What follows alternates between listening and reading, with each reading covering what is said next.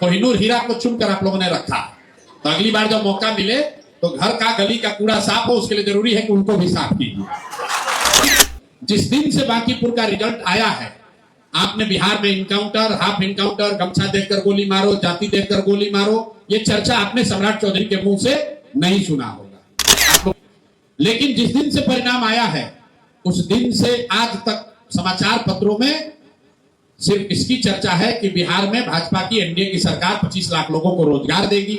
यहाँ के आपके वोट की वजह से, मेरे प्रयास से नहीं। जो सरकार है उसने अपना चरित्र बदलकर जाति, धर्म, इनकाउंटर, अपराध को छोड़कर पढ़ाई और रोजगार की बात शुरू की है। ये आपके वोट की ताकत।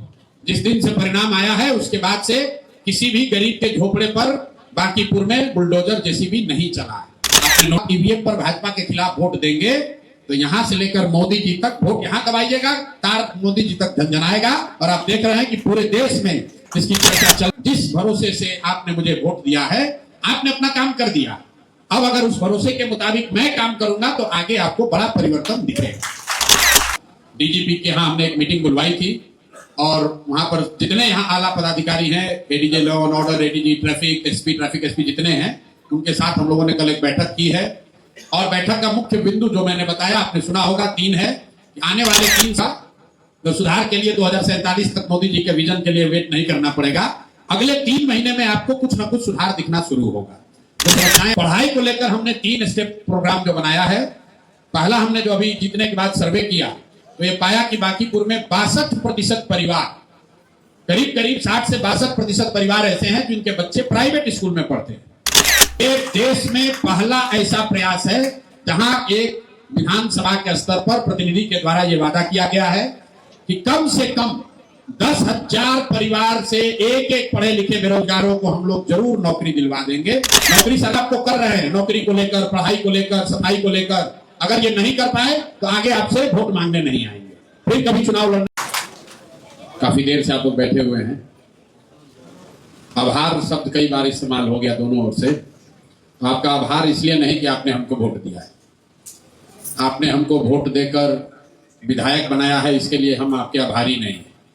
लेकिन इस बात के लिए जरूर आभारी हैं कि आपने बिहार में एक नई राजनीति की शुरुआत की है, बिहार में एक उम्मीद की किरण को फिर से जलाया है। विधायक बनने के लिए इसलिए नहीं आभार व्यक्त कर रहे हैं क्योंकि हमारे जीवन का लक्ष्य विधायक बनना नहीं है। हम विधायक और सांसद बन के अपना जीवन सुधारने बिहार में नहीं आए हैं, उसके दूसरे और कई रास्ते हैं।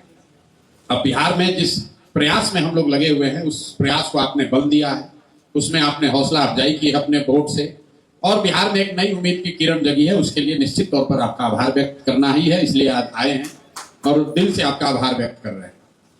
समस्याएं आपने लिखवाई, आप देख रहे हैं यहाँ ज्यादातर लोग तो पढ़े लिखे सक्षम लोग हैं, फिर भी आप जो समस्या बता रहे हैं करीब वही समस्या लोग स्लम में भी बता रहे हैं जो यहाँ पर पढ़ा लिखा सभ्य समाज बता रहा है।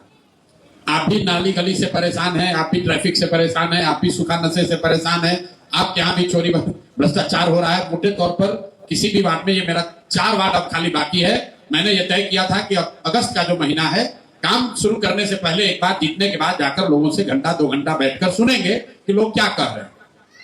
तो आपकी समस्या थोड़ी बहुत ही भिन्न है, मोटे तौर पर वही समस्या लोगों ने लिखवाई है। और ज्यादातर समस्या जो आप बता रहे हैं वो नगर निगम से जुड़ा हुआ। तो ये भी दिखाता है कि बिहार में या पूरे देश की थोड़ी परेशानी है, बिहार में ज्यादा है। लोगों को ये बहुत समझ नहीं है कि किसकी क्या जिम्मेवारी। हम इसलिए नहीं कह रहे हैं कि आप तुरंत कुछ लोग सोचेगा कि चाहते हैं कि नगर निगम पर जिम्मेवारी टालने के लिए नहीं कह रहे, लेकिन कूड़ा नाली गली ये जो है ये नगर निगम की समस्या, आप लोग कह भी रहे हैं।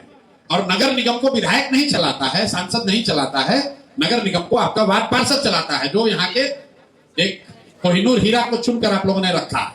तो अगली बार जब मौका मिले तो घर का गली का कूड़ा साफ हो, उसके लिए जरूरी है कि उनको भी साफ कीजिए।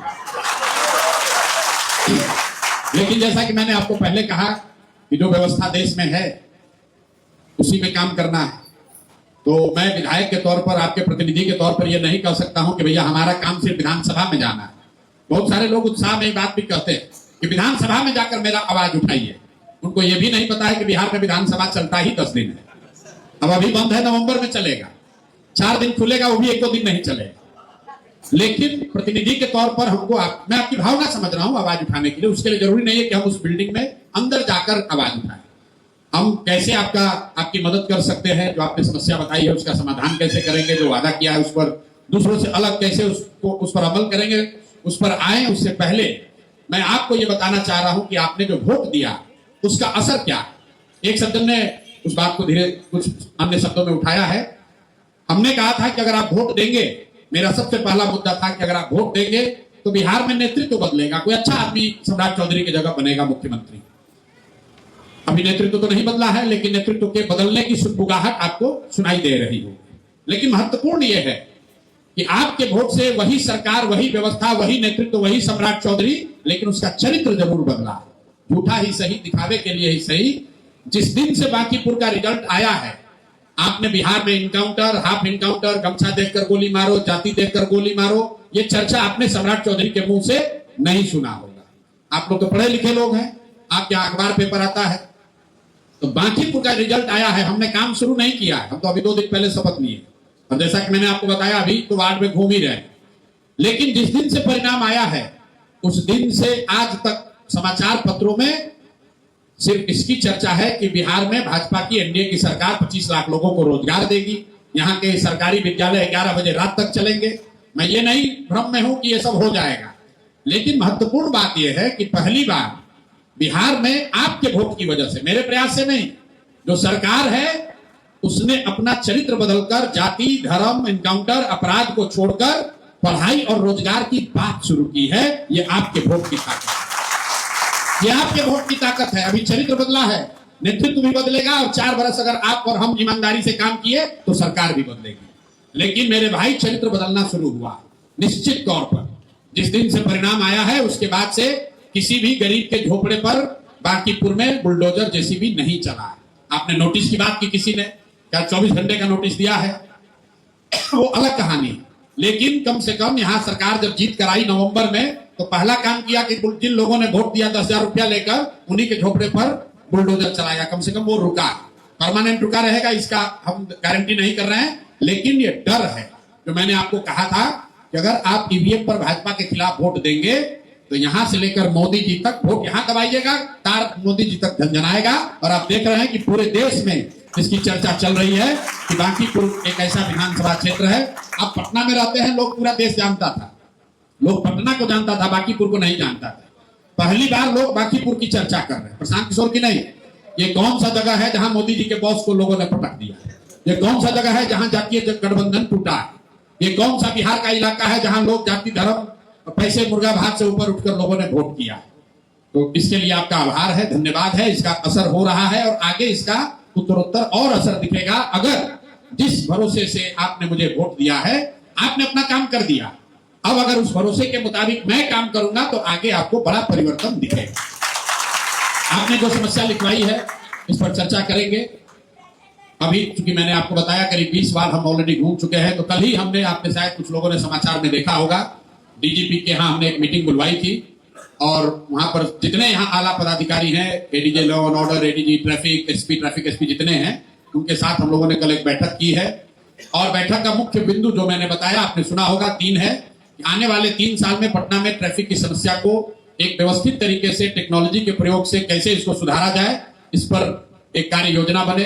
दूसरा, हम लोगों ने तय किया कि पुलिस और सिविल सोसाइटी जहां भी देश में है, हम अपनी मदद से उसको ले आए, ताकि सूखा नशा करने वाले जो रोड पर रहने वाले स्ट्रीट चिल्ड्रन हैं, उनके साथ मिलकर उसको थोड़ा कंट्रोल किया जा सके।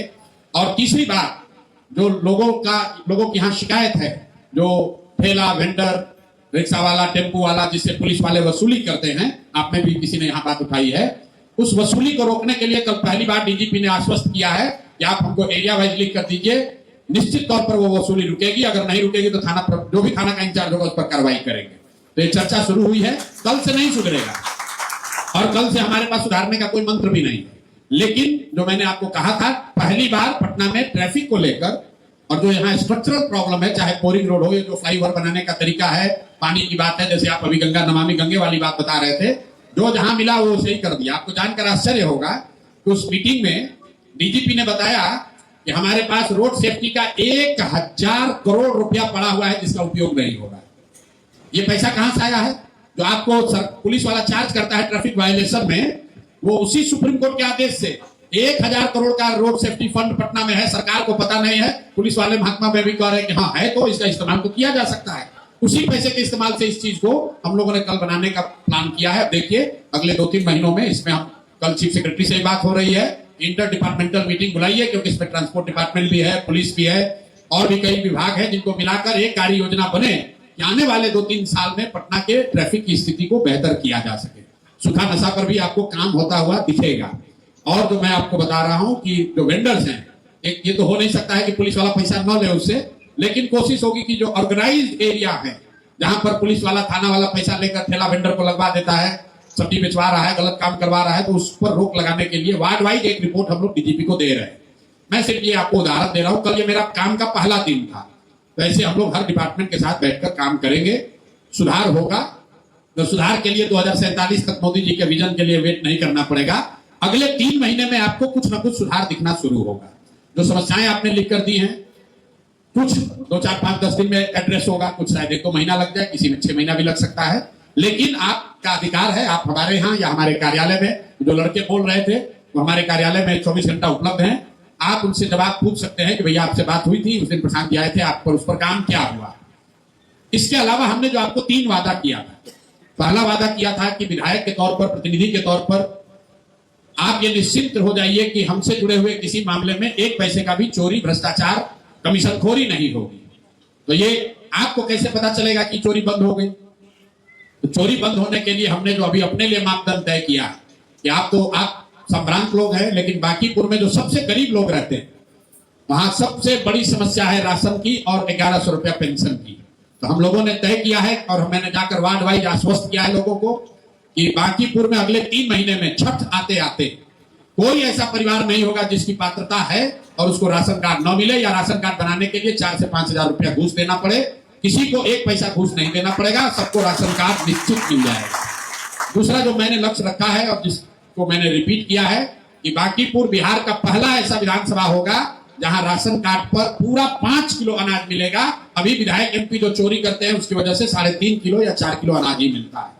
तो एक चीज, आप शायद राशन लेने वाले नहीं हैं, लेकिन अगर आपके घर में, आपके इलाके में जो लोग भी राशन कार्ड से, क्योंकि आपको जानना चाहिए, अगर कई लोग लगता है इससे क्या मतलब, मेरे भाई सरकार आपके टैक्स का 1 लाख करोड़ रुपया इस योजना पर खर्च करती है। केंद्र सरकार 1 लाख करोड़ रुपया आपके टैक्स का पैसा खर्च करती है ताकि गरीब के घर में चूल्हा जलता रहे, कोई भूखे न मरे, और उसमें से 20% पैसा सीधे विधायक और एमपी सब कमीशन ले लेता। तो मैंने लक्ष्य रखा है कि अगले 3 महीने में हर हालत में जो सबसे गरीब लोग हैं बांकीपुर में, बहुत बड़ी संख्या है, जिनको राशन कार्ड बनाने के लिए 1 रुपया न लगे, और जिनके पास राशन कार्ड है उनको 4 किलो नहीं 5 किलो अनाज मिले। ये परिवर्तन आपको दिखेगा। दूसरा बात जो हम लोगों ने तय किया है कि 60 वर्ष से ज्यादा उम्र के जो लोग गरीब लोग हैं, बिहार सरकार की योजना है, पहले 400 रुपया देते थे, अभी उनको तय किया गया है 1100 रुपया देने का।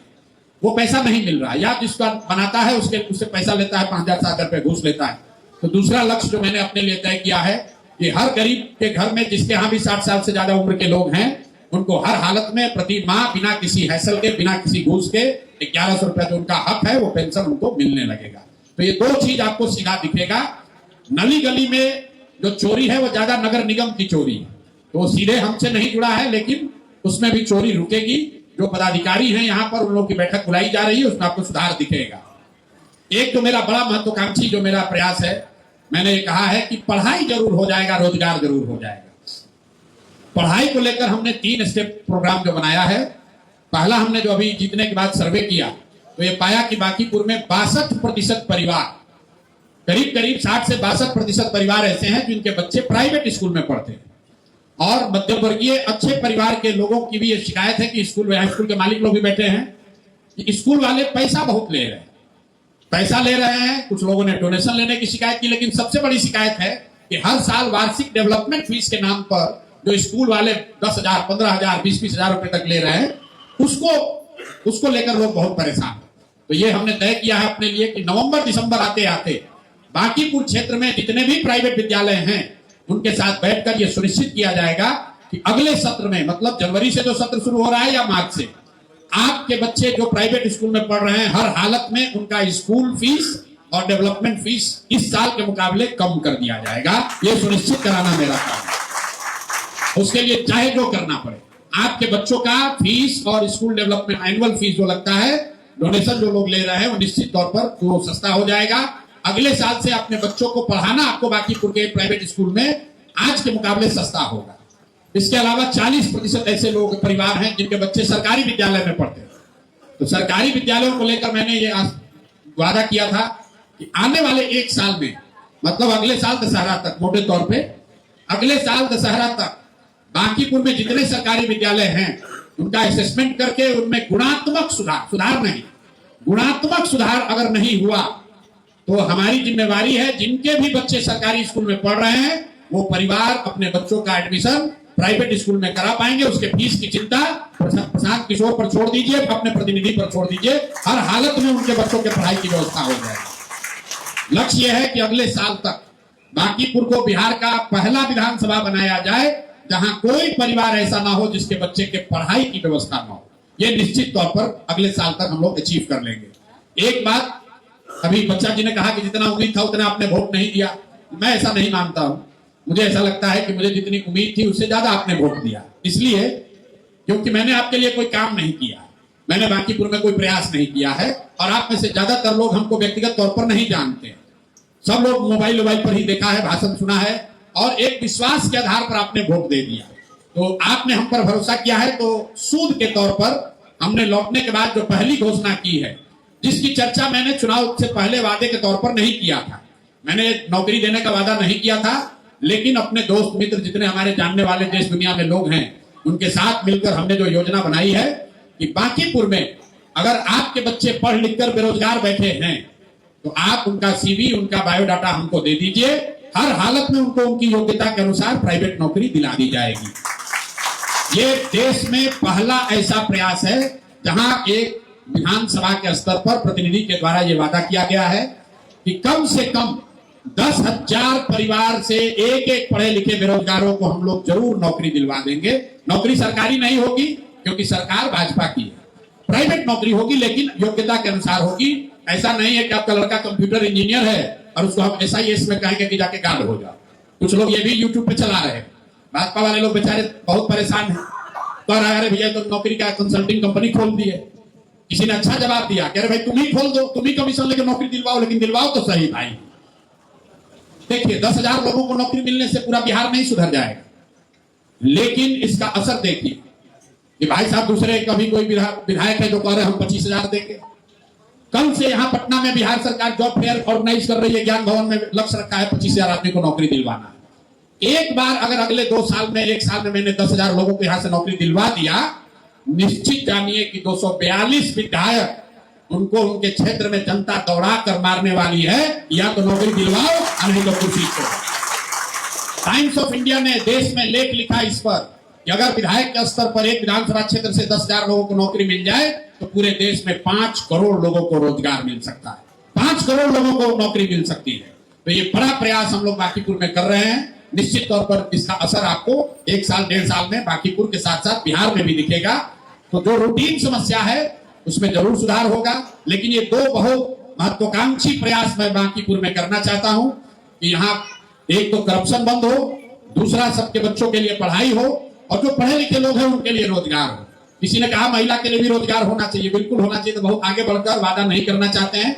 जो काम अभी लिया है, अभी 1 साल इस काम को करेंगे। मेरा टेन्योर 4 साल है, तो उसमें आगे अगर कुछ रास्ता निकलेगा तो बताएंगे। अभी झूठा वादा नहीं करना चाहते, लेकिन इतना काम जरूर कर देंगे। इसके साथ एक और वादा किया है कि जो वादा आपको कर रहे हैं नौकरी को लेकर, पढ़ाई को लेकर, सफाई को लेकर, अगर ये नहीं कर पाए तो आगे आपसे वोट मांगने नहीं आएंगे, फिर कभी चुनाव लड़ने नहीं आएंगे। ये नहीं कहेंगे कि हमारे हाथ में नहीं था, भाजपा का सरकार था, नगर निगम था, क्या करें नहीं हुआ, इसलिए एक बार और मौका दे दीजिए। या तो अगले 2 साल 3 साल में ये काम करके दिखाएंगे और नहीं तो आपसे जीवन में कभी वोट मांगने नहीं आएंगे। निर्णय आपको करना है। ये काम जो हमने डंकी के चौक पर कहा है जो नहीं करेंगे, आपने सुना होगा, उसकी चर्चा भी हो रही है। हमने ये कहा है कि आप हमसे ये अपेक्षा मत रखिए कि आपके बच्चे के जन्मदिन में, मुजुट्ठी में, छठी में, तिलक में, शादी में, मरनी में, जीनी में हम आपके घर आएंगे। ये आप हमसे अपेक्षा मत रखिए। ऐसा नहीं है कि हम किसी के घर नहीं जाना चाहते हैं या नहीं जा सकते, जा सकते हैं, लेकिन मैं बिहार में इस चीज को बदलना चाहता हूं।